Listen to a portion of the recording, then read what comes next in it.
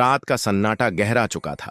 उजड़े हुए किले के खंडहरों में चांदनी अजीब सी परछाइयां बना रही थीं। वीरानियों के बीच एक घुड़सवार तेजी से बढ़ रहा था। उसकी आंखों में डर था, पर उसके हृदय में एक दृढ़ निश्चय। यह था अय्याज, एक साधारण व्यापारी जो अपने भाग्य के खेल में उलझ चुका था। आरंभ। रहस्यमयी सौदा। अय्याज दमिश्क का एक होशियार व्यापारी था, लेकिन लालच और किस्मत के खेल ने उसे ऐसी परिस्थिति में डाल दिया जिससे निकलना नामुमकिन लग रहा था। उसने एक अजनबी से सौदा किया था, एक ऐसा सौदा जिसमें उसे अपार धन मिलने का लालच था, लेकिन कीमत थी उसकी आत्मा। उस रात जब वह अपनी दुकान बंद करने ही वाला था, तब एक नकाबपोश व्यक्ति आया। उसने एक सुनहरी ताबीज अय्याज की ओर बढ़ाई और कहा, अगर तुम इसे अपने पास रखोगे तो तुम्हारे व्यापार को 4 चांद लग जाएंगे, लेकिन याद रखना, हर अमावस्या की रात तुम्हें इसे खून से सींचना होगा। अय्याज ने बिना सोचे समझे ताबीज ले ली। देखते ही देखते उसका व्यापार बढ़ने लगा। दौलत उसकी झोली में बरसने लगी। लेकिन पहली अमावस्या की रात जब ताबीज ने खून मांगा, तब उसे एहसास हुआ कि उसने क्या कर डाला था। मध्य। तिलिस्मी साया और अभिशाप। जैसे जैसे रातें बीतती गईं, अय्याज पर एक रहस्यमयी साया मंडराने लगा।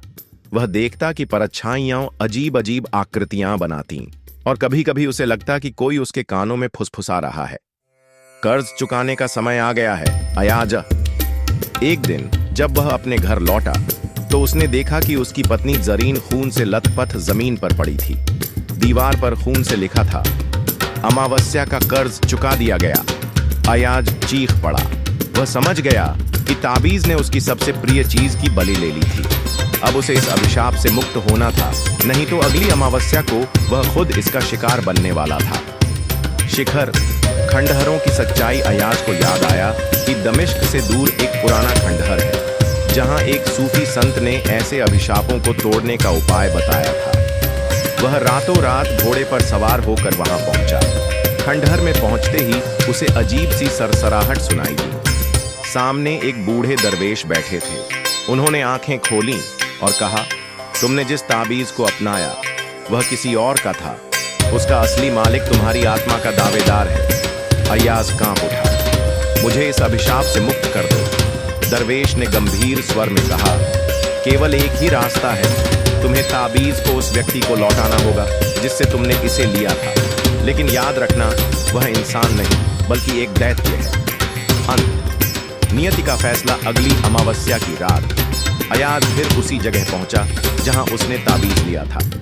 वहां अंधकार के बीच एक काली आकृति प्रकट हुई। उसकी आंखें अंगारों की तरह जल रही थीं। तुम मुझे वह लौटाने आए हो जो मेरा था। अय्याज ने कांपते हाथों से ताबीज आगे बढ़ा दी। जैसे ही दैत्य ने उसे छुआ, अय्याज ने चीख सुनी, लेकिन यह उसकी नहीं बल्कि उस दैत्य की थी। अचानक ताबीज चमक उठा और वह दैत्य धूल में बदल गया। अय्याज का शरीर हल्का महसूस हुआ, जैसे कोई बोझ उतर गया हो। उसने चैन की सांस ली। जब वह घर लौटा तो पाया